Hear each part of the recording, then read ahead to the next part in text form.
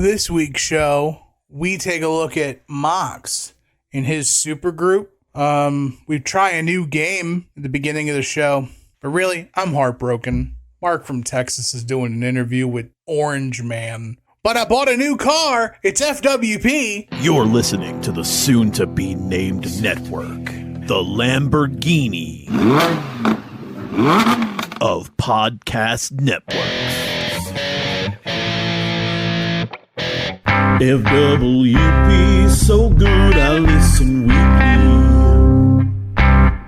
Welcome to Final Wrestling Place. I'm Tim. Oh, I'm still Marcus. Welcome to Final Wrestling Place number 273 on your podcast. I know, it's been a long time. The race to 300 is here. For those that care, 300 is not going to be like the on-off switch for us. Like, we're not calling it quits at 300. There's like more. So 300, we're marching forward. Everything's going to be good. But thank you for joining us on your podcatcher of choice, whether it's Spotify, Apple Podcasts, YouTube, all that stuff. Subscribe, ring the notification bell, get it where you get it. Hit us up in the Discord, the soon-to-be-named network Discord, that is. Or just hit us up on social media at TNM Shows on Twitter, at Final Wrestling Place on Instagram. We're trying to figure out our footprint on Blue Sky because now Twitter is like on like death rattles. Did you hear the latest? Did you hear the latest thing about Twitter? Yeah. Yeah, what a mess. Like, let's just not post pictures to your social network anymore. Yeah. Like, garbage, hot trash. But I don't like Blue Sky because we can't use Final Wrestling Place as our handle. And somebody beat us to it. No, it's too long. That's what she said. Oh. I know. Oh. Hey, Instagram don't care. My boy. And by extension, Twitter don't, or Facebook don't care. Extension's right. Because it's all meta, baby. I don't know why I just did that thing with my hands or my voice, but I don't know. I'm really going through it. Why does Mark from Texas have to hurt me so bad? Because he sucks. He does suck. And like, look, you can get with this guy right here on my shirt. Mr. Hitman, right here. You know I'm repping Mr. Hitman. Your hero sucks. You could look up to the man that's on my t-shirt right here, Mr. Hitman, who's never steered me wrong, who's never let me down, who's always been honest, a real jam up kind of guy. Honest to everyone but his wife, right? Which one? I don't care. If we're gonna well, pick it's none out of my business. If we're gonna pick none out of my business. If we're gonna pick out sins, pick out all the sins. Don't just cherry pick none of your my sins. Business. It's none of my business. Just saying. None of my business. I don't look up to Mark from Texas. I admired him as a professional wrestler. I more look up to Real Estate Steve until he decides he wants to start talking more. Real Estate Steve is smarter than that. Yeah, and I don't want to be the shut up and wrestle guy. Like, that's not what I'm talking about. But there is an adage that says, I would rather be perceived an idiot than to open my mouth and remove all doubt. And like, that is it. If anything now, I'm going with Big Dave Batista. Big Daddy Dave. Yo, man, Dave did a hit job. It was great. I loved it. I loved everything about it. And it's, yeah, not talking politics, but I'm not talking politics. I'm talking human rights. I'm talking. So here's where my brain is going. Much like our political landscape needs reform per se, and like money, like how money is spent for whatever's. If like all celebrities, just like, I don't know. Like, how do you feel about like the celebrity involvement in politics? Whether it's on, doesn't matter what side, right? Because especially like within the last 48 hours, I've seen notable waterhead before any decisions. Like the poster child for CTE, Antonio Brown, trying to love up on 45. But then also you got the Batista thing, but then you've got the Mark from Texas thing, but then you got the Taylor Swift thing, and it's like you start playing like celebrity bingo of like who's where and who does what. And I don't know, like what's your thoughts on celebrities being used for political gain? I don't know. I think it's important, no matter your platform, big or small, to voice your opinion on what you feel is important. And I believe that human rights are an important issue to voice your opinion on. Yes. Either way, that way we know if you're a complete idiot and imbecile and not to be taken seriously, or looked up to in any way, or to know that, oh, all right, at least you have that amount of decency. Right. And it's, to me, it's not a red versus blue thing. Cause like, I don't know.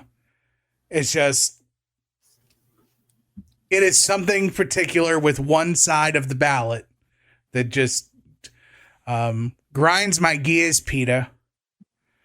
But yeah, we're on the tail end of me being home alone for the last. Yeah, you're not a Home Alone guy, and that's where we're like opposites. We're like, I thrive off of negativity, but two off of being alone. Nah, man, I have been miserable. I don't want to say miserable. I've filled my days pretty well, I think. Okay. Because like day one was technically my birthday. Mm-hmm. And I bought a car on my birthday. Dope. Weird. The coolest story though, so like we're going through the run sheet of like all the nickel and dime things that go on your car. And I pulled the joke on the dude. I was like, oh, hey, I'm looking through these numbers of like discounts that are on the car. I don't see the birthday discount. Where is that one?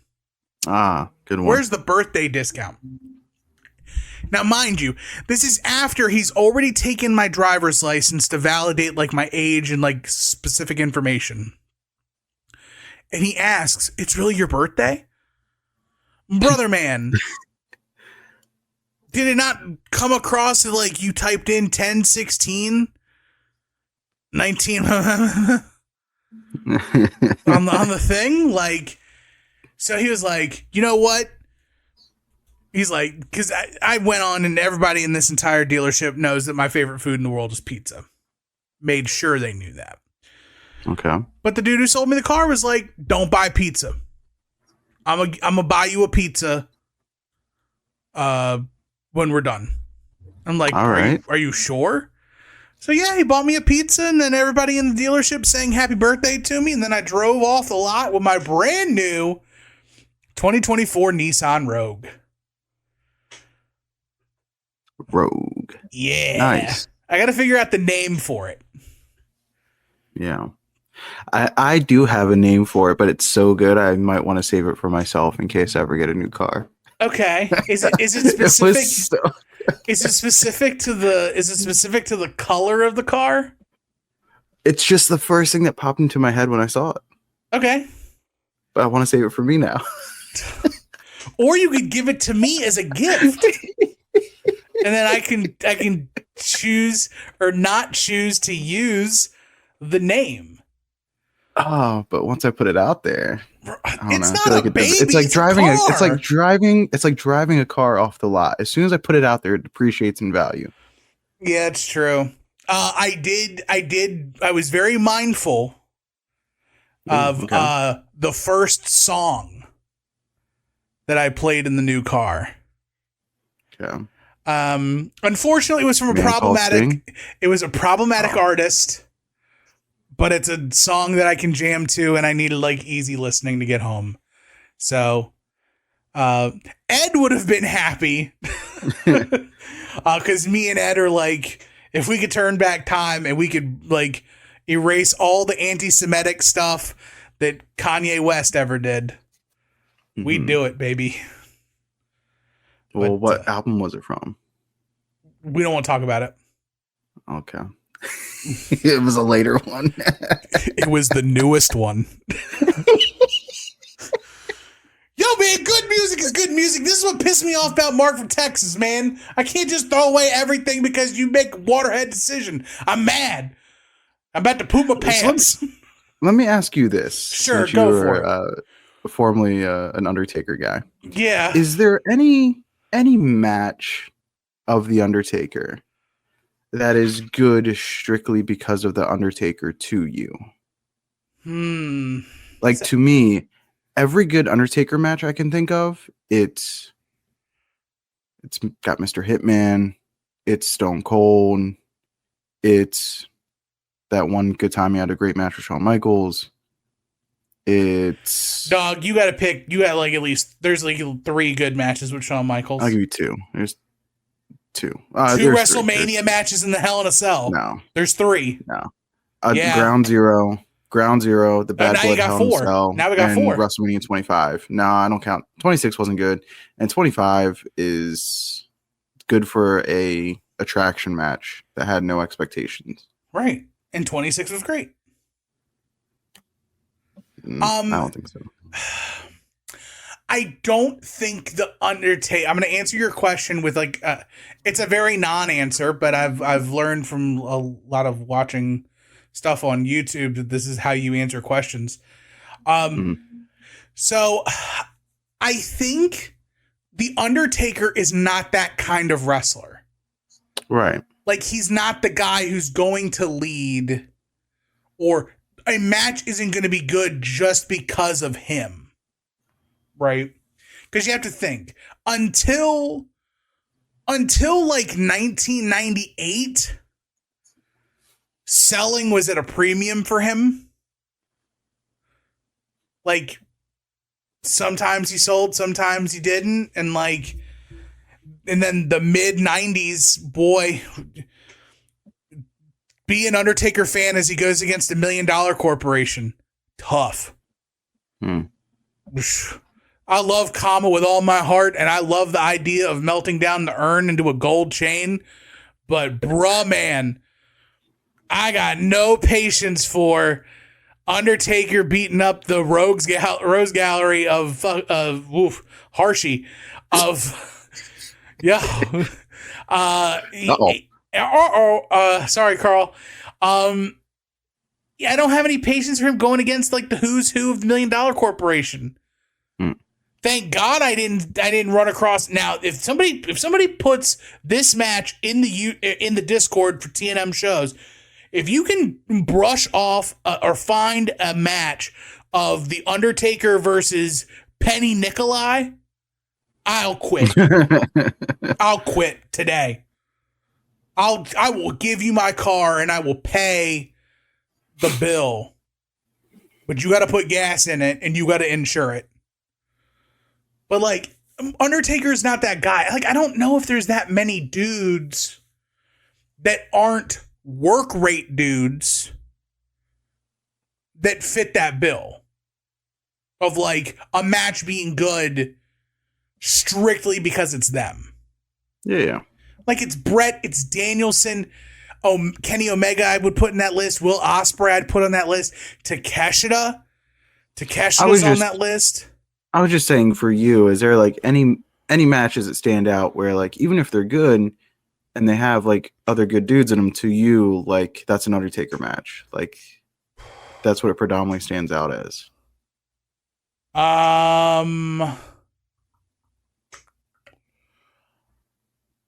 This is going to sound weird, but it's actually a tag match. Okay. Undertaker and Roman versus Dolph Ziggler and Drew McIntyre. Shane McMahon and Drew McIntyre. Shane and Drew. Okay. Yeah. Because I knew the Dolph was incorporated somewhere there. But like, to me, Undertaker, that's an Undertaker match. Okay. Undertaker got to be Undertaker. Isolated. That's him. Him versus CM Punk. That's like the last real, like, that's like the death nail of productive Undertaker. Mm-hmm. Right. Everything after that is bonus baseball. The Hell in a Cell with Brock in 03. I mean, that's a big Taker match. The biker chain match. Well, that's an 03. Yeah. The Cell's an 02. Yeah. Okay. But I feel like him and Brock have always had really good matches. Mm-hmm. They always work well together. But I can't think of like the Undertaker versus some random dude. Or Undertaker versus like anybody really. Like him and Batista. I put that WrestleMania 23 match up against almost anything. I do like that match. It's so sneaky good. Still, it's not sneaky good because everybody knows about it, but it's like I'll put that up against almost any WrestleMania match that isn't like, I don't know, Austin Hart from 13 or Taker Sean from 25 or Owen Brett from 10. Savage. I may put that over Savage Steamboat. I'll put it over Shawn and Undertaker at 25 too. I wouldn't go that far. But when you start talking about like WrestleMania classic matches, like 23 with Batista is like an underrated, like second level WrestleMania classic. Is it your favorite Mark from Texas WrestleMania match? Well, no, because you said Shawn and Taker in 25 is better. Just because I said it was better doesn't mean it's like my favorite. Okay. All right. Right. Because like historically, I have loved WrestleMania 13. Mm-hmm. And everybody hates that match. Sid versus Undertaker. I love that match. That's soul food to me. Because just the Undertaker coming back in the gray, the throwback, plus Sid, who's hot as blue blazes. Like, it sucks that they didn't have such good chemistry. Mm-hmm. But I really enjoy it just because it's like the Undertaker.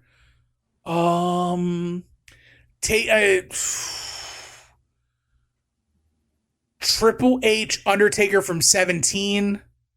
Okay. I really enjoy. I like that one. I think it's fun. I like Triple H Undertaker from 27. Okay.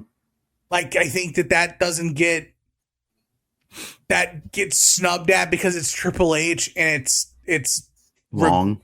It is long. It's very masturbatory, but that was the arc that they were in. Like, it is playing off of the actual long Undertaker Shawn matches. I think another thing that hurts it to me to look back on is it's one of the first matches, if not the first, where the heat of the match is Triple H really going to book himself to beat the streak?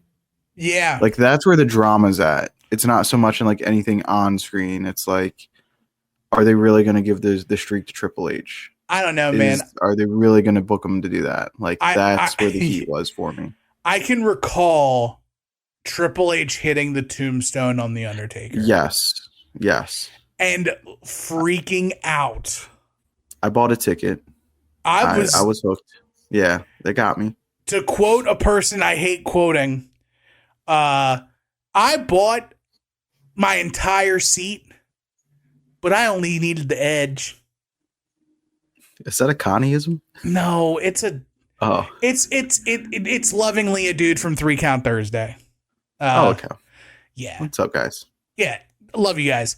Sorry I couldn't make it to PWE this evening for commentary. I had to take care of a little dog. But yeah, like steaks. That's right. No steak. There's not enough meat. I can get a big pepper.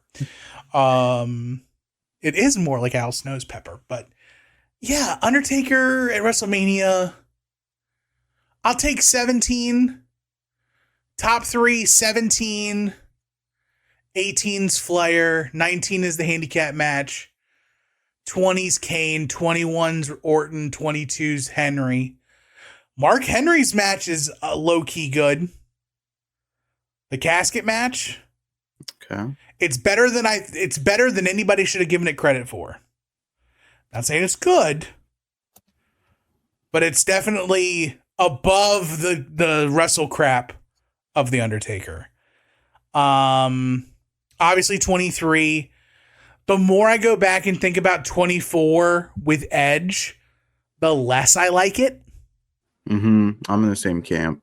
I remember when I first watched it, I was very interested. CC very intrigued. Now, going back and watching it, it's long. It's plotting in places. Like the coolest parts of the entrances, and that's it. Yeah, and then we have 25, 26, 27, 28. None of those are really my favorite. Punk's not really one of my favorites. 31 is Bray. No. 32. Shane. In the cell. No. 33 Roman. No. And then 34 is Cena. Yes. I love that. But that you can't call like my favorite WrestleMania match of The Undertaker is when The Undertaker wasn't supposed to be there and he baptized John Cena in 90 seconds. But I don't think there's anything pre-17 that I'm like super excited about either. Okay. So like I guess my favorite WrestleMania match is still 13. Oh wow, okay. Yeah. Right. With 23 behind it and then 17. Okay. There we go. All right. Fair enough, dude. Way to get me thinking positively about Mark from Texas one last time. Not my intent. This has been The Undertaker? This has been The Undertaking. I guess we can play it one last time because I don't know if I'm ever going to go back and listen to this. So let's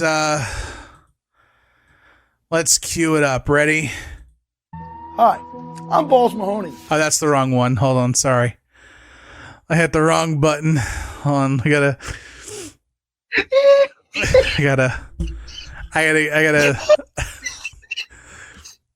find the other ones. What I gotta find the sounder. Hold on. Resurrection. Yes, sir. No, okay, that's not it. What about Back in the saddle? That's right. You got a little dead man setting up, huh? No, that's not it. Here we go. Steroid wieners. Wiener steroids. And it's like steroids for your wiener. But legal.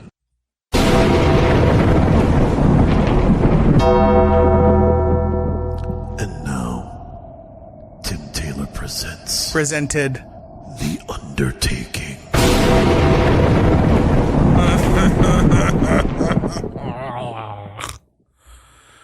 Disgusting.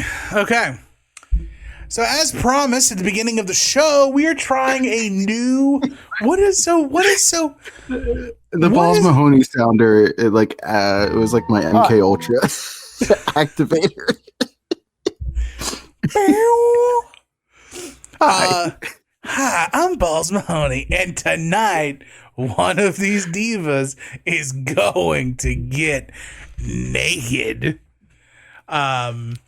So we promised at the beginning of the show we're going to do a new segment, a new game inspired by a radio show that Marcus and I listen to as youths in the greater Hampton Roads area.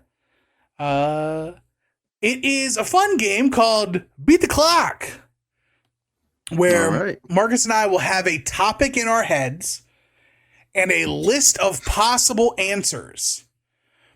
We will then set a 30-second shot clock and we will set the number of how many of these things can we name in the allotted time, but you cannot use any thinking words. So no ums, no ahs, no yes, no likes, nothing that it can be perceived as audible thought. So it may not work out to be great radio, but it is going to flex the mental muscle and prove that maybe we know a thing or two about the history of wrestling, kind of, to each other. So Maybe. Or we're just going to make a fool out of ourselves. So that could be quite possible as well. So Marcus said 30 seconds. Do you have your topic? Because I have mine. I do. I'm ready to rock. Do you want to give or receive first? You know I'm a giver, baby. All right, let's go, baby. Now you got the timer, right? I got the timer. I'm going to set the timer for 38 seconds. 38 seconds? Why 38 seconds? We're going 38 seconds. Okay, how many do I have to name in 38 seconds? Feels right. 10. 10 and 30. 10 and 38 seconds. The man called Sting Yes.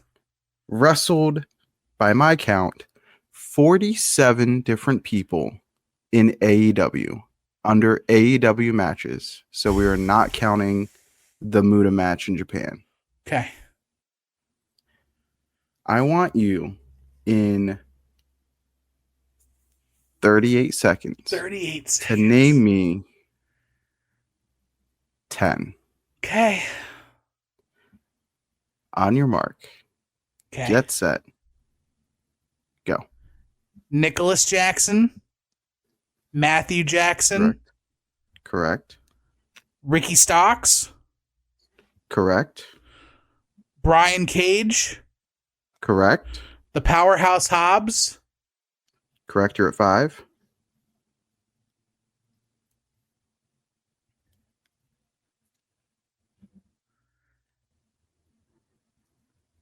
Chris Jericho. You're at 6. 8 seconds.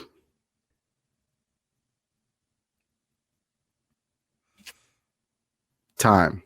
Dang. It is tough. It's like, tough being under the gun. I've blanked on like a whole bunch of them, and like now I'm thinking, because I'm trying to think of the tag teams. Mm-hmm. And that's where we sink, because I don't know. Did they wrestle FTR? FTR multiple times. Dang it. Ethan Page and Scorpio Sky. Yep. Daddy Magic and Cool Hand Ange. The Acclaimed. Yep. Zay and Quen. Butcher and Blade. Jeez. House of Black. Okay. But yeah, a lot more tag teams as well, but fair enough. All right. You had 1, 2, 3. I had 6. 4, 5, 6. You had 6 in 38 seconds. Let's see how I fare. Okay, so you will have 30 seconds because I believe in round numbers. All right. I will set the number for you at 10 as well. 38's a round number, right? No, it's not. It's a prime. It's not even a prime number. No, what is it? Is it an odd? It's even. It's 38 even is 19 times 2. All right. I think. Just a math man. I'm not a math magician. What do I look like? I math by 1s, 5s, 10s, and 20s, and sometimes 50. And then how is 8 a round number if you count by 5s and 10s? Don't ask me. I don't have anything priced $8. Ask me a question. 30 seconds on the clock. Name me 10 WWF hardcore champions. Ready? Ready. Go. Rob Van Dam, Jeff Hardy, Kurt Angle, The Undertaker, Kane, Raven, Stevie Richards, Tommy Dreamer, Bradshaw, Hardcore Holly, Crash Holly, Big Boss Man, Al Snow, Road Dogg. What am I at? Your time. But you hit over 10 for sure. Okay. You tripped me up. Okay, so let me tell you where you tripped me up. You went Kurt Angle third. Yeah. So now I'm going through my effing list. Like, where's Kurt Angle? So it would have been in, I believe, September. September 01. Yep. Yeah. Because you're a beat sicko. RVD on Raw, and then Austin threw Angle off the stage, and then threw RVD onto Angle off the stage. And Yeah. then RVD won it back. Yep. Because you're a sicko. So yeah, you beat me. Congratulations. This is where we're gonna play the game. By the way, this was old Marcus's idea. Blind rankings was going real great, and he was like, you know what? I want to beat you in trivia so bad on our show. That wasn't the goal. It was the goal. Yes, it was. No. You're trying to make me look like a loser. Trying to make me look like a loser. It's okay. Well, hey, if people like the new game, let us know. If you want blind rankings back, also let us know. Hey, actually, you know what?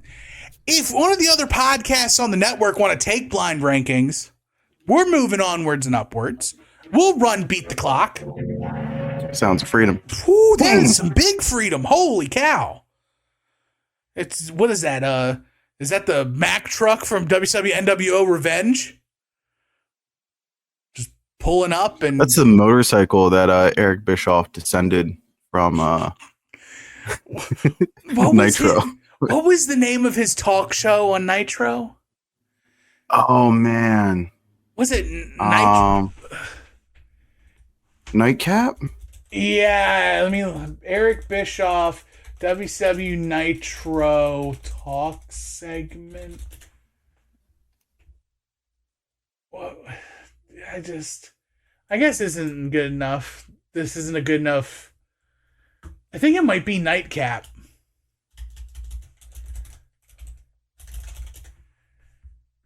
And NWO Nightcap. There we go. That's right. Again, Marcus out here. Brain flexing. I forgot more about wrestling than Tim remembers. Hey, remember that one time you tried to question me on SummerSlam 98 and I gave you every match from 97 and 99? Yeah, you did. That was funny. That was hilarious. It's like this match. Nope, that was the year before. Nope, that was the year after. Nope, that was also not the... All right. So, Mr. Tim? Yes, sir. What do you want to talk about? Boo. Not that. I still got the narcotic in my veins, but it's not I'm not flaring up. It's still there. There's traces. It takes a while to get out of your system. Need a stronger dosage? No, I'm weaning. I'm weaning for now. Okay. I need new adrenaline. Well, we're here. We're talking about Cody real quick. Yeah, let's talk about Cody. How do you feel about what happened on SmackDown? How it's been presented? The drama going on between Kevin Owens, Cody Rhodes, and now the Viper, Randy Orton. I am intrigued because they're playing with this like shade of gray where it's like, it's weird because it feels time lost. Okay. Right? Of just, okay, a backstage thing happened that didn't happen technically during WWE television. We're not going to talk about it. And Kevin Owens is in big trouble, mister. Like, cannot talk about it, cannot discuss it, can't book him in matches. Mm-hmm. What is that all about? I don't know. I'm interested to see where it goes, but it's weird because in 2024, I guess this is where it sucks that WWE is for babies. Because when you're an adult and you think about it, you're like, but why? It doesn't make sense. Like, just, it does make sense, but Yeah. because we turn our magnifying glasses too high and we don't look at it as like a spectator, like a casual John Q fan, it's definitely puzzling, but I'm trying to stay interested in it. I'm curious as to like how they can make it have repercussions. Like, because it started off really cool. Yeah. And now it's just getting kind of weird. Because I would have assumed, like, okay, Randy Orton's like, I want a match with McCrown Jewel. Actually, you can't book him. Oh, well, it goes higher than me. Okay, so now Randy Orton's got to pull a favor with Triple H. Okay. Cool. So we get to dust that off the Bible and crack open the family Bible because there's a new baby that's born. We got to put it in the book. But yeah, I'm more interested in that than what's going on with the bloodline. Yeah. I'm just really excited because I feel like when you give Kevin Owens something to like sink his teeth into, it always turns out to be like really awesome. He chews it up. And say what you will about the Viper Man, but whenever you give Randy Orton something to sink his teeth into, it usually ends up being like all-time stuff. Yeah. So. And you have to think too, this Randy Kevin stuff has been going on for almost a year now. Yeah. Yeah, like once he went over to SmackDown. Yeah, so we're coming up on almost a year, which is cool. Like, we're not just like putting teams together to make them fight immediately. Like, we're actually like letting some time go by and building like a rapport between the two. So when they do break up, it actually matters. Well, it's even they started as not team members. Yeah. Because remember, they were both feuding over then Logan Paul's U.S. title. And before that, it was A-Town Down Under. Yeah. But that was all KO. Like, that was KO, and then, like, Orton kind of got gravitational pulled into it. Yeah. Which is natural. Like, it made sense. It didn't... thank goodness we didn't get, like, rated R KO. Did we ever get that? No. Thank goodness. No. Or Team RKO. I think we got a shirt. I think we're done. I think we got a shirt. Are we done with the team? Are we done with the team era? I feel like it's been a while since we've had team blah blah blah. Are we finally out of it? We might be. Well, especially now that War is back on the table. Did you see that? I did see that. And I saw Guns is on the table. So I have to eat Joe's John Cena hat. Machine Sorry, Guns. Joe. I'm going to need that. Yeah. Yeah. Yeah, I did not think they were going to call them dudes Motor City Machine Guns. Yeah, come up with something else. No. Why? All right. MCMG, baby. So, all right. Weird first match for them. I didn't watch it. I did. But I saw it was a triple threat match. Which, to me, is weird to debut them in a triple threat match. But granted, it was a triple threat match for the number one contendership. Well, to get to the match for the number one. So a number two contendership match? I don't know. How do you describe it? A qualifier?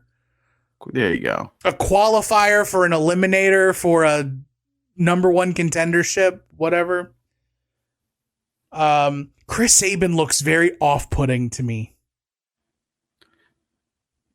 They're just not 25 years old anymore. Yeah, like I look at Chris Sabin and I'm like, they're grown adult men who we remember being like kids, little white dudes into like anime and super kicks. And like Chris Japanese Sabin had moves. longer hair and a beard. Yeah. And now he's like clean cut and somebody's dad. Yeah, he does look like he's showing up to the PTA meeting. Yo, he's out here trying to rock some Air Monarchs and edge up his lawn for the first fresh cut of the summer. And then afterwards, he's busting out the charcoal grill and he's setting up a little block party in front of his house. Sounds great to me. Yo, this is life. Yo. Whenever we build the official compound where all of us live together in harmony, I think that's just going to be every weekend. Like, who's buying the steaks? Cool. Who's doing the this and that? Cool. Run it. Perfect. But yeah, man, I'm just not in on the bloodline stuff right now. It's another downswing. And it's tough because now like the title is completely not involved, and this is the first time that the title has been not involved in any way. Right. Like Now they've the premise of whatever the bloodline's purpose is has pretty much been the title for the majority of 4 years. Right.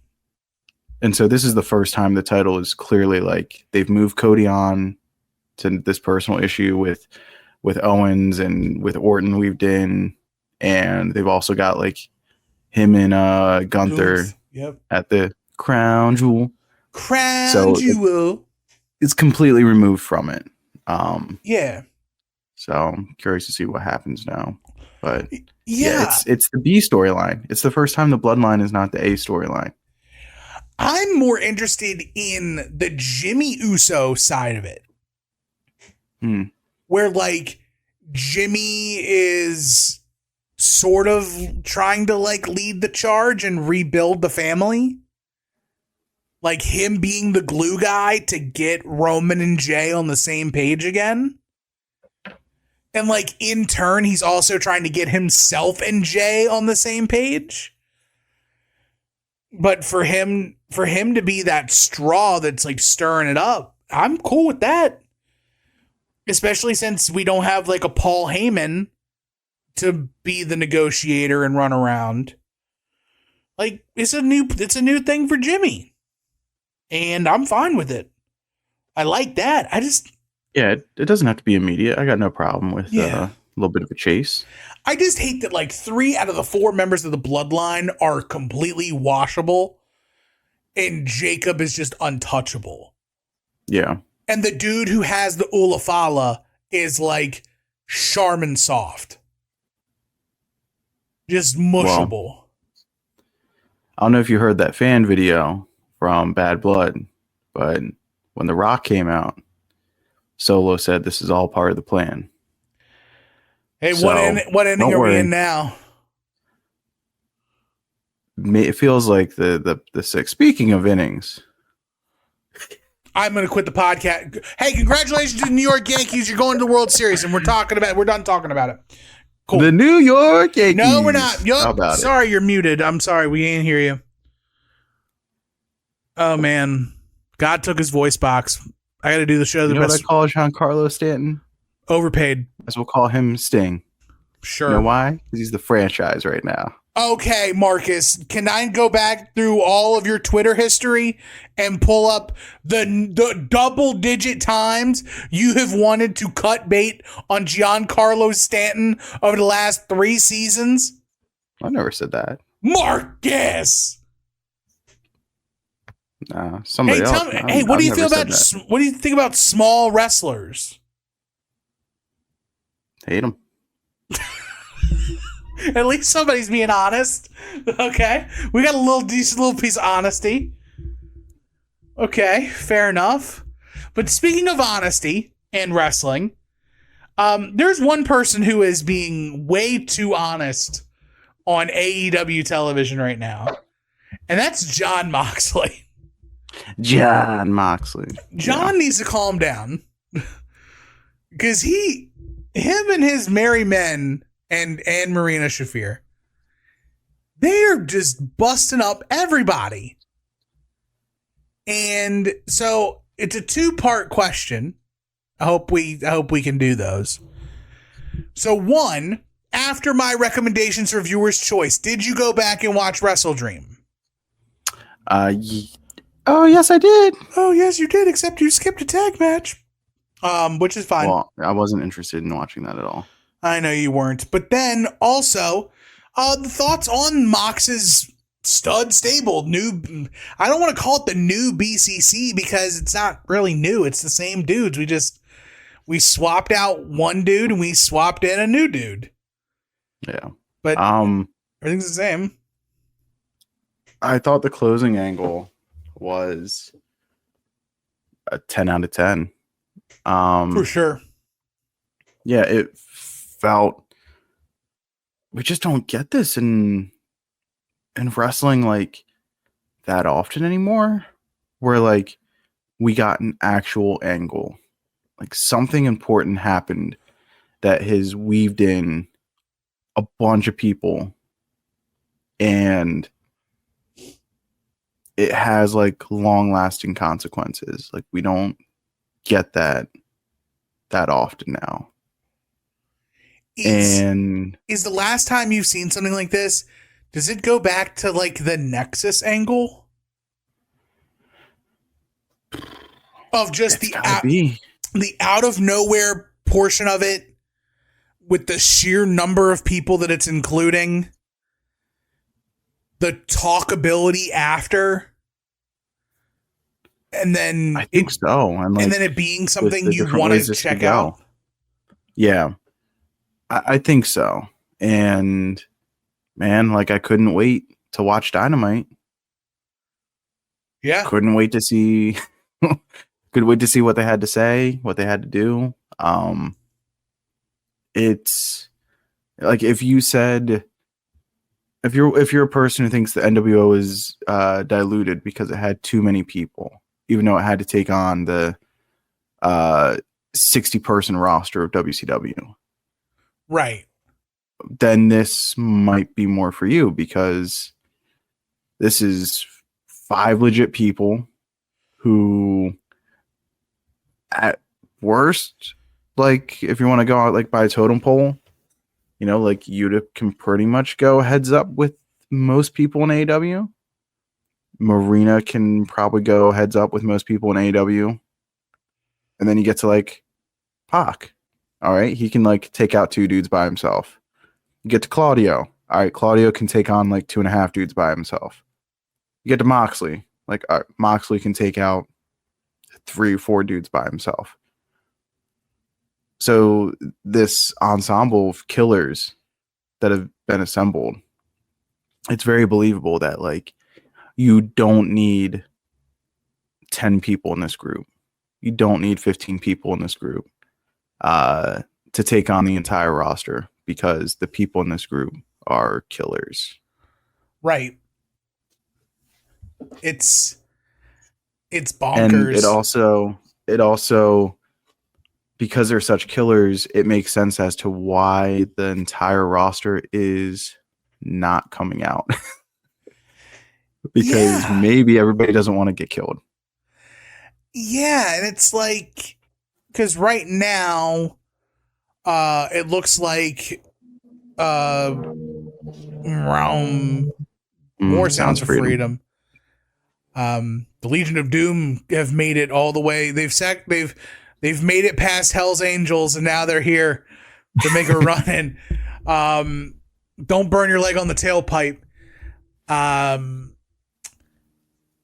Right now, public enemy number 1 for them is probably the Dark Order. Dark Order, OC, I guess by proxy, the Conglomeration. Because they ran in on Cool Kyle as well. I would say Private Party maybe included in that. But mainly right now it's the Dark Order. There was conversations we had in like a less than public setting. I wouldn't say private, like it's secretive.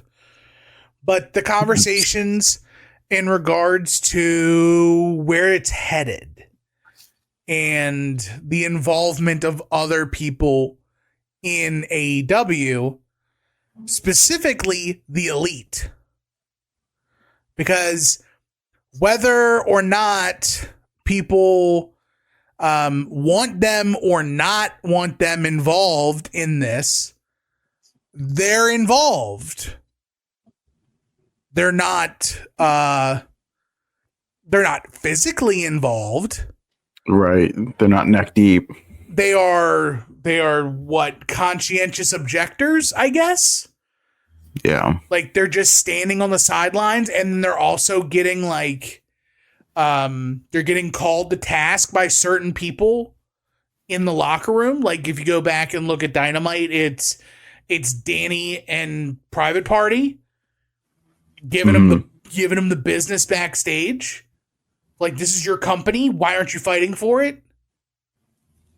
And you don't say that without them getting involved. Either getting involved or making a clear decision to not get involved. But either way, it's something that should be addressed sooner rather than later.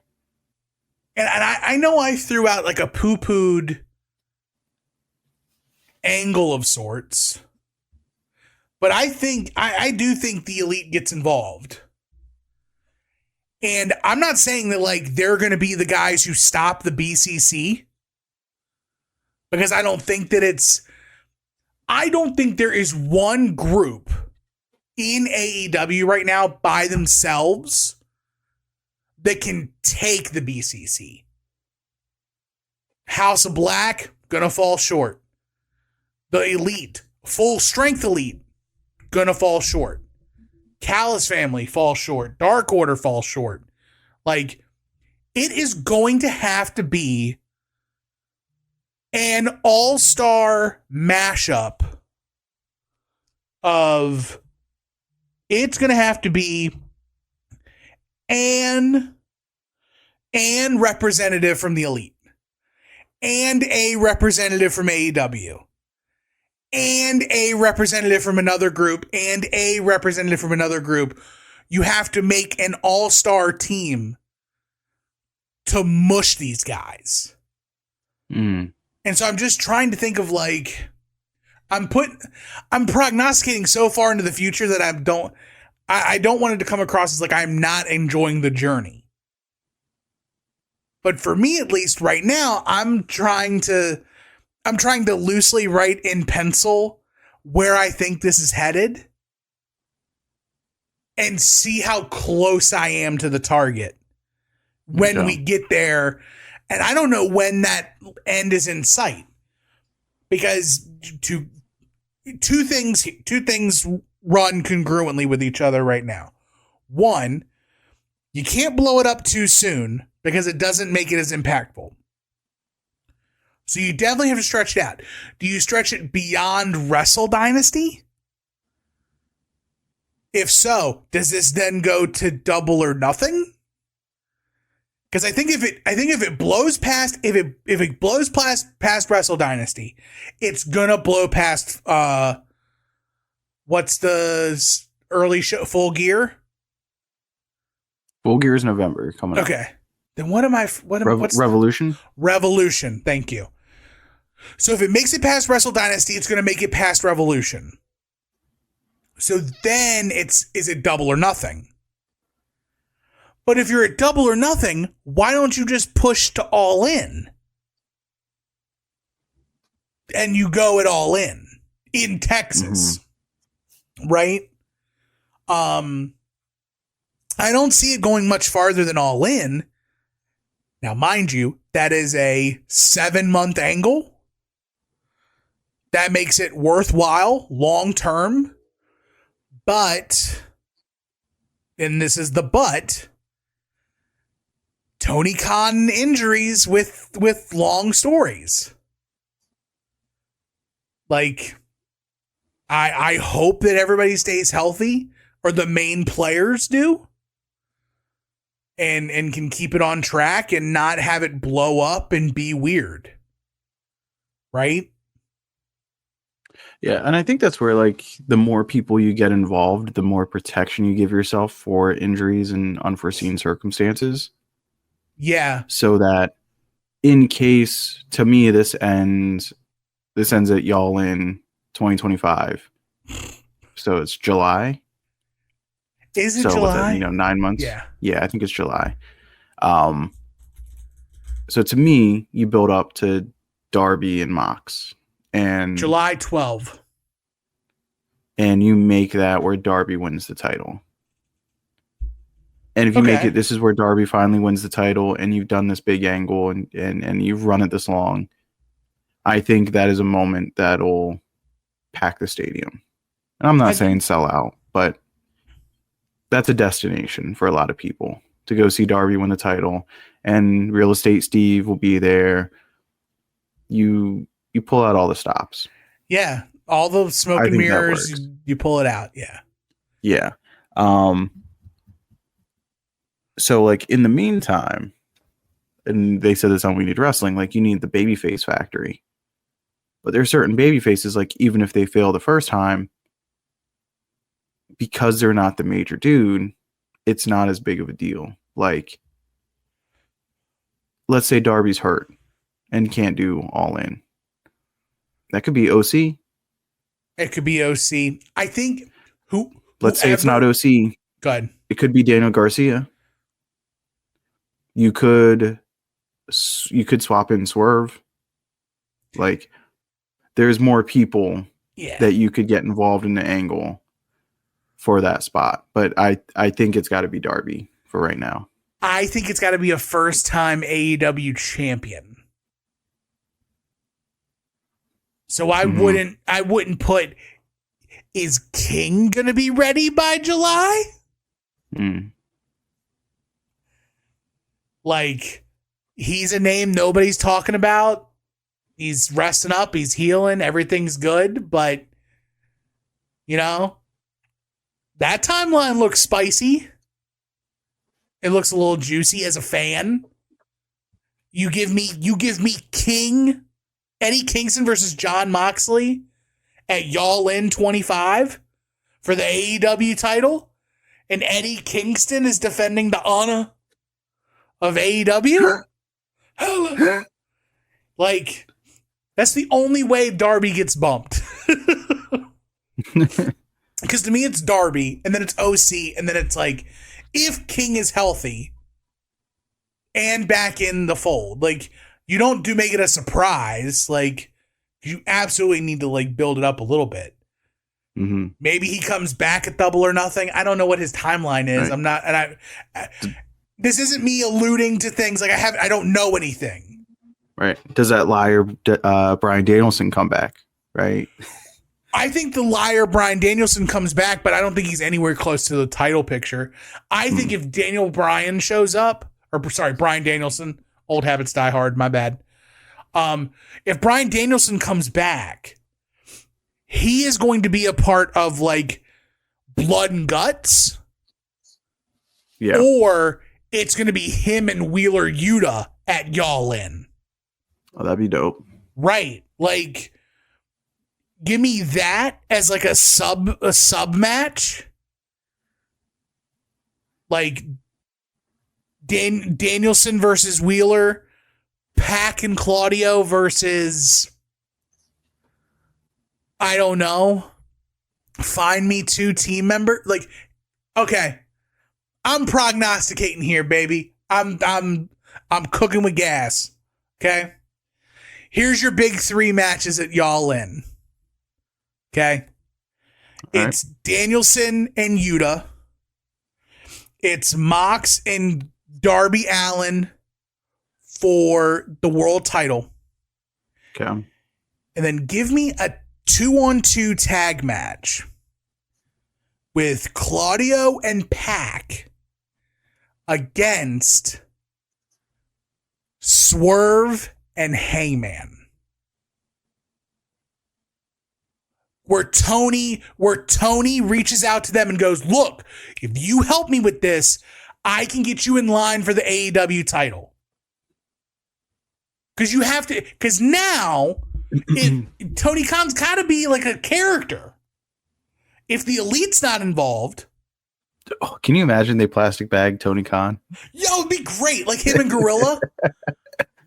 Like Marina Shafir is just hold it. Like you thought Tony Khan at the draft with a neck brace was crazy. Wait until he shows up with an iron lung. He just looks like Tweety Bird in Space Jam, just laid out, just laid out, breathing, trying. Man. Oh man, they got to get Sting involved, right? I think Sting gets involved. Maybe he rallies the troops. Right. Maybe, like he comes in, he rallies the troops. Because he's been here before, right? Exactly. He was the bastion for WCW. Yeah. And like, is Darby Luger or is Darby Sting? If you know what I mean. Right? And that's funny you mentioned Luger because like to me it's like OC has kind of been like Luger. Right. Or is Luger Brody King? Or is Luger Danny Garcia?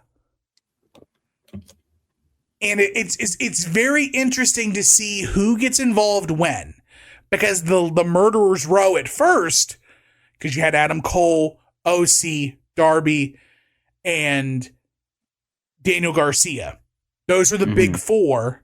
And you had Mark Briscoe there on the side too. And I'm not downplaying him, but ROH World Champion versus like, to me, he's still Ring of Honor, even though he's definitely AEW.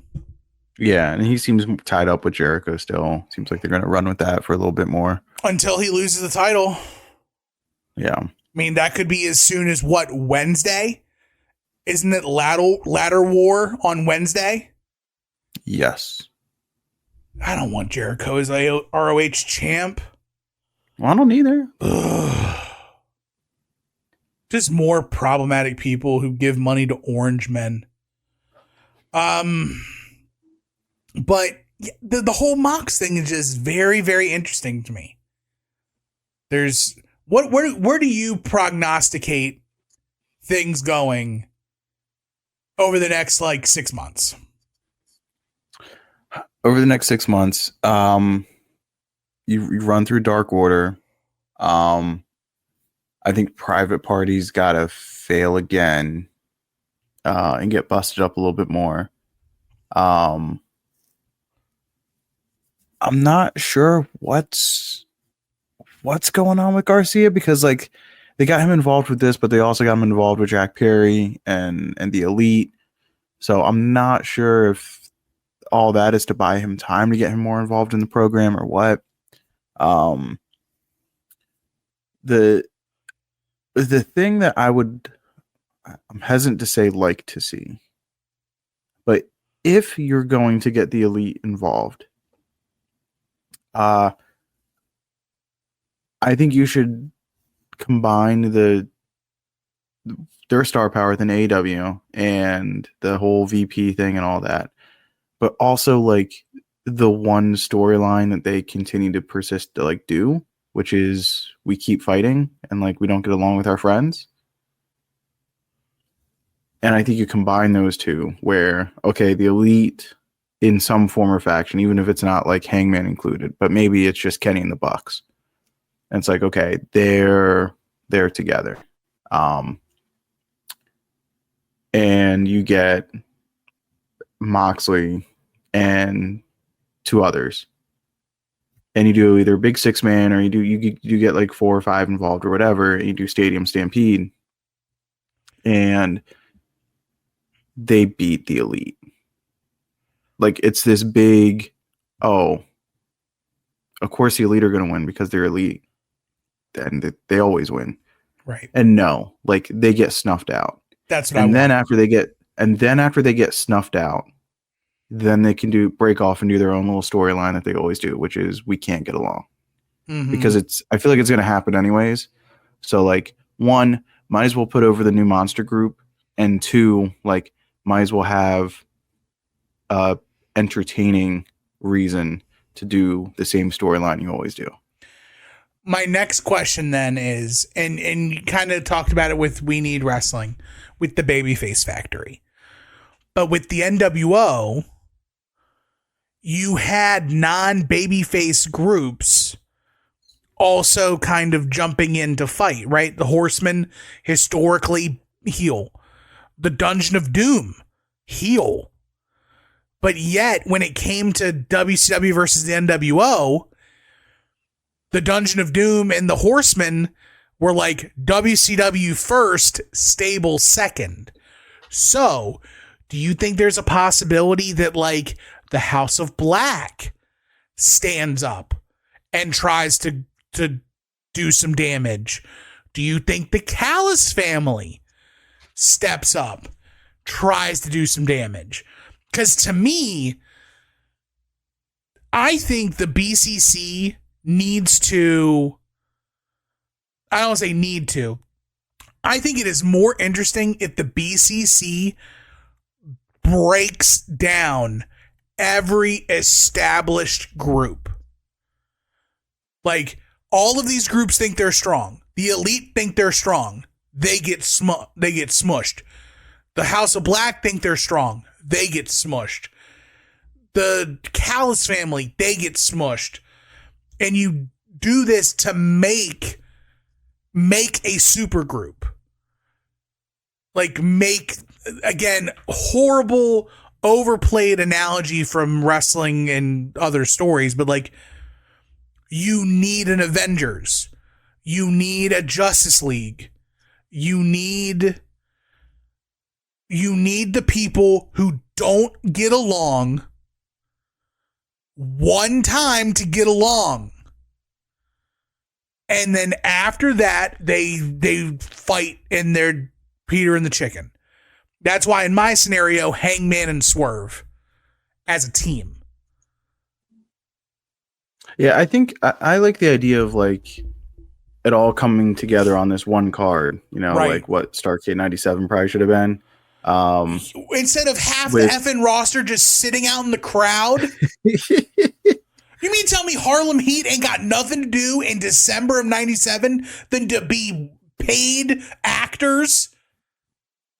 Get out of my face. Taking up seats in the sold out MCI Center. Right. They weren't even in suites. They were on the floor. Way At least from what I remember. Yeah, no, they were on the floor. Yeah. Yeah, and they were, because they had the cameras cut into them all the time. Like, oh, here's Harlem Heat. Here's Hugh Morris.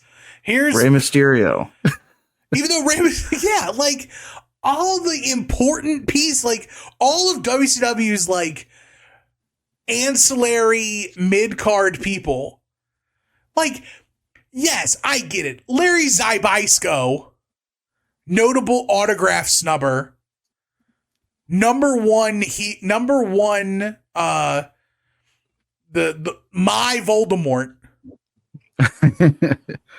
I know he had a spot on the card, but that don't mean that like everybody else, the Steiner brothers were just sitting in the crowd.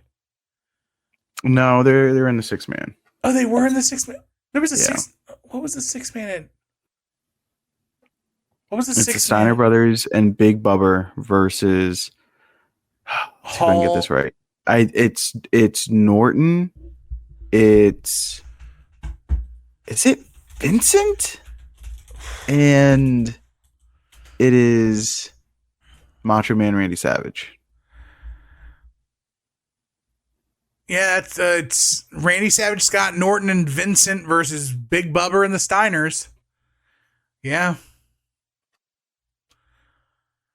But to me, they might as well have been in the crowd. Like, yeah, I get it. They're facing the NWO. But Vincent, I get it. But like, there's definitely notable people not on this card. Well, now that I look at it, it is kind of like they kind of did pick the best of the best. But there's definitely people not on the card. Yeah, there's definitely people not on the card. Just go back and look at all the wrestlers sitting in the crowd from WCW. Like, it needed to be WCW versus NWO at Starrcade, or at the very least, Super Brawl, because that was the rehash of everything from Starrcade. Like, oh, Bret Hart didn't referee right. Nick Patrick's still goofy. So we got to fix everything again. And we're going to, even though Sting won the title, we're going to hold it up in abeyance, but he's going to win it again. Only to then lose it. But needless to say, the Mox story, the Mox angle with everybody, super intriguing, super interesting. For sure. Let us know in the Discord. Let us know in the YouTube comments. Let us know on social media. What do you guys think in regards to where do you roadmap this thing actually like blowing off? Meaning, when is the first? Who and where is the first? The first shot. Where's the weak spot? So if we're talking about if we're equating this to WCW, right? Where's Slamboree 97? Or where is Road Wild 97? And like the Nitro before. Because to me, like the first real like dent is when Hogan loses the title to Luger. Only to then win it back. Maybe Starrcade. What was it, Slamboree? So that's Hall, Nash, and Six losing to Flair, Piper, and Kevin Green. Okay. In the main event, 6-man. So that's kind of there. And they lose clean. Yeah, like but triple that would, figure fours. In this account, that would be you would equate that to like Claudio, Pac, and Yuta against three dudes. Right. Where it's like, yeah, you're messing with the BCC, but Mox is the brain, Mox is the head. And Hogan didn't get touched until the Nitro before Road Wild. Or is he? No, they completely dropped the... They absolutely dropped the higher power thing, right? Yes. Yeah. Okay. They have. I was making sure, did I imagine that? No. But I feel like I made this up in my head, but I know those thoughts came from stuff that they said on commentary very purposely. Maybe John was wording things like he was talking to the voice in his head. Like Pinky in the Brain up in his noggin trying to world domination. But Mox had a very interesting line during the promo on Wednesday where the cost of doing business and how just, hey, if you're with AEW and you get beat up by us, it's just the cost of doing business. Like, you're more than welcome to have a job here, but you work for me. And whenever I want to take a pound of flesh, I'm going to do it. And you're going to smile. You're going to just say thank you and hope I don't kick your teeth in. Speaking of teeth, is that still your biggest fear in the losing my teeth against my will? Or in a tights situation, is it teeth or is it nose? Teeth. Yeah. Yeah. It's teeth. Still knock on wood. We're still good. Expensive. Yeah. Hey, but you could get horse teeth like Roman and everybody else. That'd be the dream. I don't know how to feel about that, but what? You wouldn't want to get veneers? No.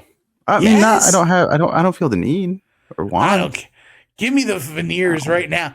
Because there's nothing that makes an ugly dude instantaneously 3 points hotter than if he just walks around with horse teeth. Think of Drama from Robin Big. Yeah. Yeah, once he got to Fantasy Factory, he had all the fakes. And I was like, yo, Drama, what's up?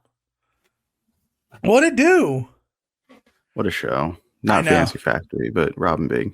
Yo, I can't wait for that stuff to come in. Yeah, it's going to be good. I'm glad I bought all that stuff before my car got totaled. Yeah. Speaking of stuff, weekly purchases. Oh, you have weekly purchases? I have something to show you. Oh, you've not said anything about this.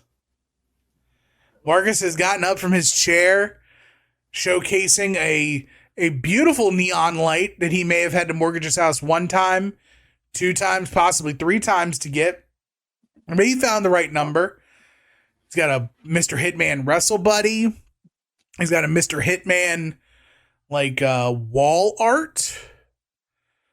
It's the traditional Bret Hart 94 3/4 turn or quarter turn fist pose with the Hitman shades on, with the Mr. Pink and Black Attack Jones.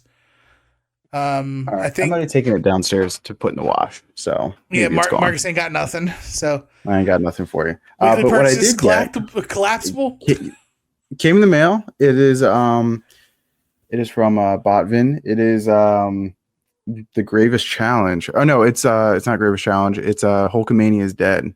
Nice Print. Yeah. So I got it on the shirt. Heck yes. It's a beauty. So it's pretty dope. Heck yeah. Heck yes. Yeah, that's it for weekly purchases for me. What about you? I bought a car. What else was next? Oh yeah, you did. Yeah. Yeah, I bought a car. I'm still trying to think of names. I don't want to be the guy who leans too heavy into the rogue part of it. Okay. But I have thought of thinking of names that Gambit called Rogue in the X-Men. Okay. I was gonna ask who these people are. Yeah. Comic book stuff. Wouldn't get it. Rogue, was that Halle Berry? No, that was Storm. Okay. Who's Rogue? Rogue was Anna Paquin. Who? The chick with the gap from True Blood. What about the first movie? I don't know anything about those X-Men movies. Yeah, I believe she was Rogue. Yeah. Anna Paquin was Rogue in the first X-Men movie and X2. Okay. So Rogue is the girl with she's the young girl, but she has white streaks in the front of her hair. Okay. You may have seen her. She's this overly sexualized X-Man character in the green, the green bodysuit. Okay. You would know when you saw her. If you looked up Rogue X-Men, you'd know you would want to do that. But you'd be fine. It's safe. You don't have to turn safe search off. You're not going to get in trouble. I just don't want to look at X-Men. Okay, sure. I tried to tell you who she looked like, but I got other options too because I could go with the colorway because it's the actual color of the car according to Nissan is Baja Storm. Baja Storm? Baja Storm. Okay. Hop in the Baja Blast, baby. No, it's not green. I can't. Oh, it's not green? No. Okay. I thought it was a green grayish. No, it's a brown. I don't see color as well. Okay. It's a brown tan. Okay. Yeah. I know you don't see colors well. That's all right. Yeah. I definitely picked a color that I thought I wouldn't see on the road that much. That was my hope. Because I didn't want to get I didn't want to get black. I didn't want to get white. I just had blue gray. So now I'm just tan. Tan brown. Titan brown. No, that is not the name of my car. I will not. Under absolutely no circumstances will I ever name my car Titan Brown. And That's a good question too for the Discord and everybody else. How did you name your car? If you are one of those weirdos who names your car, I do feel bad because the last car I had, the Altima, she lived her full life and didn't have a name, and I feel bad about it. I feel real bad about it because every other car has had a name. Because there was Goldar, there was Ruby, there was Snowflake. And then the Altima never had a name. Does your big family vehicle have a name? Nope. Your wife don't play that game. Car. No, it's not a car. It's a family transport vehicle. No. The FTV, baby. But in another 20 years when my Civic gives out, I'm gonna remember the sweet name. I'm gonna remember the sweet name. No, you're not. Wrestler Brain is gonna give up on you. No, this one's gonna stay in there because it's. You need to write this down, and you need to put this in a note in your phone. I did. Better yet, it's in my head. All right. Just so you know, every week on the podcast, I'm just gonna ask you, hey, do you remember the name? And when the minute you go, of what? I know that's gone.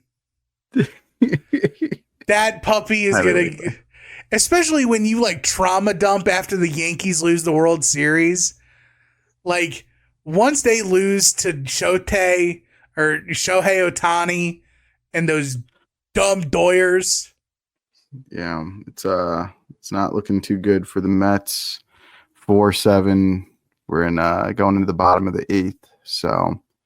They win need here. A miracle for the Mets, but Doyers win and they're in, right? Yeah. Yeah, 3-2. Yeah, it's over, baby. It's over. To a nicer team, it couldn't happen. Suck it, New York. The Mets. Beat the Mets and then go beat the Yankees. I can't say that. And in multiple times in my life, I've wished for like sinkholes or natural disasters or something. I just want both teams to get swallowed up and like nobody wins. Yankees Dodgers is probably my least, like it is the Steve Carell from The Office meme of just going, no, God, no. Don't want it. No. It hasn't happened in like 43 years. Don't care. It's happening this year. And I don't want it. Okay. I'm not saying it like, oh, John Cena and Randy Orton wrestle each other all the time. I don't want it. I've seen it too much. It's no, I hate the Doyers and I hate the Yankees. I don't want either of them to have anything good go away. I just think baseball is such, if like you don't have a team and you don't cheer for like your regional team, then the playoffs like doesn't matter, and like the ratings reflect that, because like Diamondbacks, Rangers, like who has any kind of emotional attachment to either one of those teams? 6 people watch the World Series, and like and then so Yankees Dodgers will be very good. Dodgers in 6 feels generous to my Yankees. Oh, you think it's over? You think that the road is over? Oh yeah. Okay, I have no delusions. I don't want to get my hopes up either. If like they come out and split one, if they split one of the first 2 games, I will fully be drinking the Yankee Kool-Aid, being like, maybe we can do this. We just got to take streaky. 2 out of 3 at the stadium. Yeah, let's steal 1 on the road, and let's win 2 out of 3 at home, and then we can we just got to win 1 more in LA. I will fully you be saying 2 in that. LA, brother. Oof. Well, the good thing with the Dodgers, their starting pitching has taken such a hit that like it's down to like Yamamoto, and everybody else is kind of just like Walker Buehler's there, but like he's been lit up, but he's also had like a good start.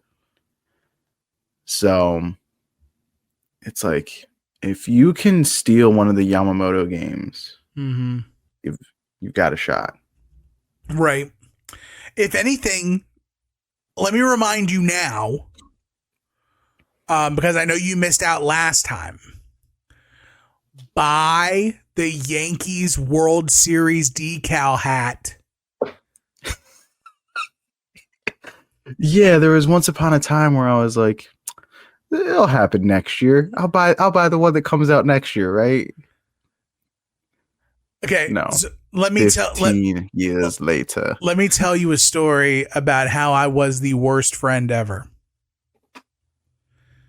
So the last time the Yankees were in the World Series and they won, the Yankees had a Yankees hat that had, or no, it wasn't even that hat. It was the last year of Yankee Stadium hat. Before they built the new stadium, and they had the decal on the side of the hat of the old Yankee Stadium. I fully bought a Yankees hat to give as a gift to Marcus. I have completely forgotten about this. And I loved that hat so much, I kept it for myself. If that is the biggest only child energy thing I've ever done in my life, like, that's almost as bad as watching my mom wrap presents for my cousin Darren, and he got like a really cool toy that she was wrapping, and I thought that maybe that was my toy, and I was like, well, Darren's not going to miss it. Give me that toy. And I totally ganked a red Power Ranger from my cousin Darren. He was integral to my fig fed. What do you want me to do? Everybody needs a Red Ranger. Everybody needs a Red Ranger. Yo, I've burnt the town. The town has been burnt out on Aladdin. It's got to go away, learn a new hold. Yeah, man. Aladdin's been top babyface for the longest time. Cyclops was doing some work too. Mr. Hitman was out with a blown out shoulder for years. Do you remember that story? It was literally blown off. Yeah. My grandma, the greatest thing my grandma ever did.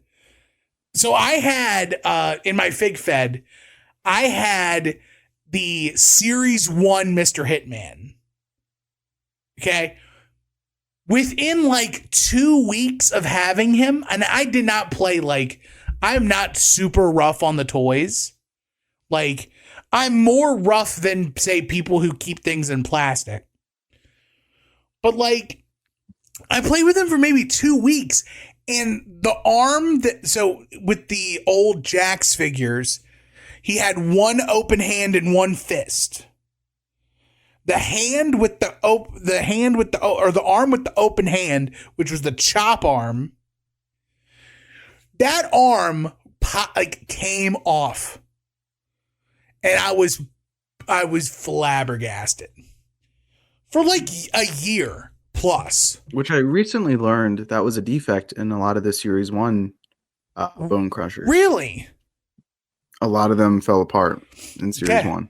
Fair enough. And so I had the toy for the longest time, and then my grandma, God bless her, was like, "You're still playing with that thing?" And I'm like, yo, Commissioner Bret Hart is legit. He only needs one arm. Sometimes he'll come in and he'll drop a leg drop. What do you want? And she's like, let me see it. And she busted out some super glue, and we glued it up there. And she was like, don't touch it for a whole week. And so we just glued Mr. Hitman's arm back on, set him up on the little thing. I counted, and then I started to wiggle the arm a little bit. And of course the glue had some spillage. So the arm itself got kind of fused to the body of the figure. So he had the arm, but he couldn't really move it. And so I was just, of course, little inquisitive little bee. I'm playing with the figure, and I'm trying to re-injure Bret Hart somehow, because I'm moving his arm and I'm trying to break the seal of the glue. Because in my head, I'm I only need to break the seal of what's attached to the outside of the figure, but most of the glue is on the circular bit that fuses to the rubber on the inside. And sure enough, it popped off. It started rotating around. Mr. Hitman had a great comeback tour. On top of the world, baby. What fig dreams are made of. Yes, sir. I loved it. Like, I can't wait until your little baby's ready to have her fig fed.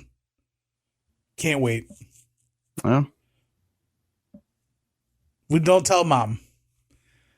We'll do it like Raw Underground. We'll go into your basement. We'll duck. We'll avoid the water softener, and we'll get in there and do some work. Just hide away. Oh, that'd be fun. You gotta bust out the 13-sided cage. Oh man, mega cage. What? Dude, that thing was dope. Oh my goodness. Okay, so you guys don't understand this, but like the cage was so big that we could put was it the WCW ring or was it the WWF ring? It definitely fit the monster ring. Okay, so we would put the monster WWF ring in the cage, have 3 sides of the cage or 3 sides of the ring surrounded by the cage, and we could get in the cage with the figs and still do, so we didn't have to like reach over the cage to do stuff. Like we were inside. It was like the first time they put a cameraman inside Hell in a Cell. It was wild and it was awesome. So like, is there any part in like our childhood growing up together that you wish that like we could run back like a specific day or instance? Oh, or time, specific day, or like a thing we did together. Because like there was times where we were playing like NBA Live 02, and that was dope. Yeah. The WrestleMania 2000. Okay. Edge versus Jeff Hardy 60+ minute steel cage match. That was because we couldn't. That game was faulty. You couldn't get out of the cage. It sucked. It was great. That one stands out. I also had that was also the first time I had a Sobe energy drink. Oh man, rest in power, Sobe. God, I think I might punch a guy in the face for a Sobe. And I know we did a frozen pizza. Oh, for sure. We lived on those things. That might have been my first frozen pizza. No way. I didn't. That's right. Frozen pizza was a new thing to me. That's right. Because one thing I remember about growing up. Pizza. Yeah, because you guys had the dough maker. Yeah. So you guys had homemade pizza like all the time. And I wish I had that now. I wish I had a dough maker to make dough and then like make our own pizza. Because that was tight, dude. It was super tight. I remember Test versus Eddie Guerrero, the glazed boot. The glazed boot incident. Trying to think there's another like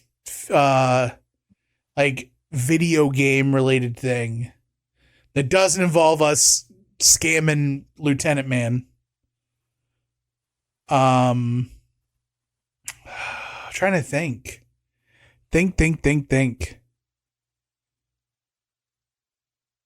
Yeah, man, I don't know, but there was so many like super fun times as kids playing with the figs, playing basketball in the backyard, just hooping, doing just goofing off, having a ball, creating our characters. The birthday triple threat. Yeah, it was crazy. A Outside, hardcore that match. was Yeah, good. Yeah. that was fun. Also, the impromptu one-on-one match we had at the other house, like in the dark of night, where I that was power good bombed stuff. you on the grass. Yeah. I was like, give me power bomb. Yo, okay, so like Marcus, like we're just our friends are just standing around. It's dark, and Marcus and I are just like we're gonna wrestle, and we lock up and we like playing around, and all of a sudden Just Marcus work on is the like, fly, brother. Marcus like, give me a power bomb, and like I'm full height at this point, so I'm 5'10" and a half, and Marcus just jumps up on my shoulders like Scotty Steiner. Just from the ground, just boing, and put dong in the face. But I don't care because, like, yo, I'm about to powerbomb this dude. You're about to do a sweet power bomb. Yeah, and like I had it, and I took care of you so good. You did. Nice Nice and even. But it looked like death because I remember everybody, because it was after a pay-per-view, and I did it, and like everybody was like, "Oh my god!" I'm like, "He's fine, shut up." And that was the last bump you ever took. That was it. That was it. I knew enough No then. more. Yeah, No man, more after this that. The bump card filled up real quick. bump card filled up, and Mac like hit me. Yeah, man, those are the days. I'd run it back. Yeah. I wish I could run it back. We need a boys' Even day. better now. We're 40. We're getting there. We're closing in. Shoot. Scarier now. Look who's driving the train. Yeah. I am fueled on blood pressure medicine, vitamin D. Like, why do we get so old so fast? Yeah. Need my downers. Oh my god. Yo, I need super downers. Like I'm my at any given time, I'm taking 2 Advil, a blood pressure pill, 2 D vitamins, and then like 20 milligrams of a gummy to go to sleep. Like, what am I doing? It's like I'm set myself like on a clock. Like, this is life. But hey, my heart's not going to explode yet. If I keep drinking all this Kool-Aid, I might. Yo, I'm back on Kool-Aid. Yeah. I can't wait until your baby grows up enough to get on the Kool-Aid train. Oh, man. Yo. I'm afraid it's going to be one of those things that like I go back to and I'm like, I love this stuff. And then I have it again. And I'm like, I never want to have this again. This is absolutely disgusting. It is the best. It's even better. It's so good. Oh, okay. Because they haven't messed with the formula. Okay. Some things don't need to be changed. We are currently drinking. I don't know if I told you about this now. So we are the white people who mix 2 colors or 2 flavors at the same time. Okay. So we're like making weird mashup Kool-Aid. Dog, watermelon, grape. Ooh. Bussin'. That. Oh. Dog. Speaks to me. I went out today, went grocery shopping. I felt like Kevin McAllister, and I had a toothbrush, and I was like, is this FDA approved? Or is this ADA approved? But I bought 5 watermelon packets and 5 grape packets because we got to load up. And I don't want to take like all the Kool-Aid. Like, here's the difference about like being responsible with a little bit of disposable income. Because like me as a kid, I'd been like, yo, if I was rolling like this, I would just buy all the Kool-Aid. But now it's like you buy enough that you have enough and you let other people enjoy the Kool-Aid too. And that is a good story to end on. To leave off. Good lesson. Do you have anything to plug? Mr. Pig's going to be with VCW in Alexandria, Virginia, November 9th. It's going to be a big show. Looking to sell that bad boy out. Yeah. So yeah, there's going to be a little tournament there. If you like tournaments, there's going to be some 6-man tag action if that's your deal, and Dolph Ziggler / Nick Nemeth is going to be there taking on Rex Lawless. I was going to make a joke, but it's not a joke. But I see the posters and everything, and I'm like, oh yeah, VCW will be in Alexandria November 9th for an event entitled Nick Nemeth. That's the one. That's the name. The name of the show is Nick Nemeth. Show titles are overrated. Too much Yeah. thought put into them. Nobody remembers. But yeah, the Dirty Money Cup will be in effect. The inaugural Dirty Money Cup. A very interesting format for an 8-person tournament. But it showcases the depth and breadth of Dirty Money as a competitor. Where the first round is kind of like Lethal Lottery, where the pool of 8 is going to be split up into 4 2-man teams. They will have tag team matches to determine who advances, and then the finals is a 4-way, if I'm right. Yep. Mm-hmm. So that will be very interesting. I was very sad to see that Mr. Pig was not a part of the cup, but death not for you, baby. Death for somebody else is what they were Mr. saying. Pig to Mr. ain't working Pig. twice without twice the pay, you know? And it's okay. Those are the hard conversations Mr. Pig's got to have with the VCW brass. And if Mr. Pig is getting paid twice, then somebody might have to mortgage your house. 1 time? What? 2 times? What? Maybe even 3 times. Yep. To get to the right amount to get Mr. Pig to work twice. Yeah. They may also need to take a first, second, or third mortgage out on their summer home in Vero Beach, Florida, to get the number right. But in any event, November 9th, you said? That's the one, yeah. November 9th Saturday. in Alexandria, Virginia. That's a stone's throw from a lot of people. It is not a bad drive if you're in Virginia, if you're in Maryland, if you're in the Philly area and you're looking to catch VCW, but you don't want to do the full drive all the way down. Alexandria is a good halfway point. Yeah. And that's good because it's not going to coincide with an AEW pay-per-view again. So that's good. It'll be because Full Gear is that the week before Thanksgiving? I think so. Yeah. Okay. November 23rd. Is that a Saturday? Please be a Saturday. That is a Saturday off the top of my Heck head. yes. I think we had a late Thanksgiving this year. We do. Thanksgiving is the 28th. All right, let's go. Yeah, which means SummerSlam or Survivor Series is the 30th. So that's gonna be crazy. But yeah. And it's in New Jersey, and Full Gear's in New Jersey this year. Sounds kind of tempting. Don't know. We'll figure it out. But yeah. If you want to follow us on social media, you absolutely can. At Not the Tool Man for me, at the Wrestling Speakeasy for Marcus, if you know, you know. At TNM Shows on Twitter. At Final Wrestling Place on Instagram. Check us out across all platforms that you have us, whether that's YouTube or TikTok. Not TikTok. We're not on TikTok.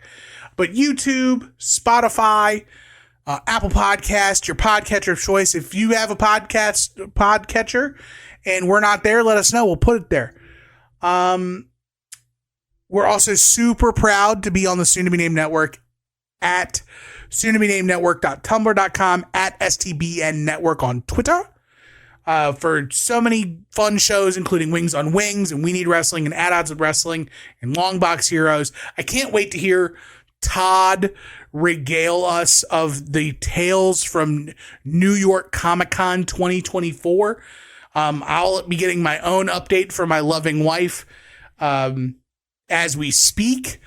But it'll be good to hear Todd's side of the story. He had a really fun story last year when talking about Mr. Rebecca Romaine. So that was really fun. So enjoy all that time. Enjoy yourselves. Special shout out to Dewicki, the third man. Special shout out to Joe. Love you, thinking of you.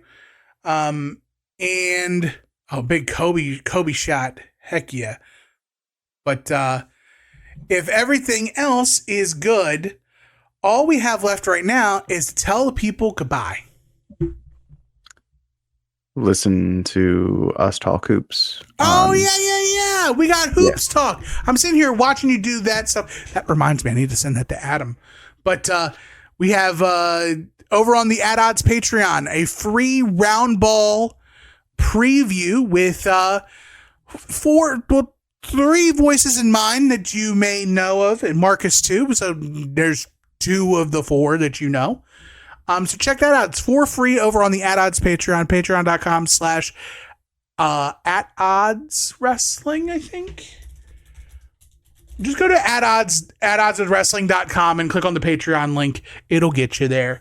And check us out on social media. We'll reshare it there as well. So now that that's been said, all that's left right now is to tell the people goodbye. Bye, boys.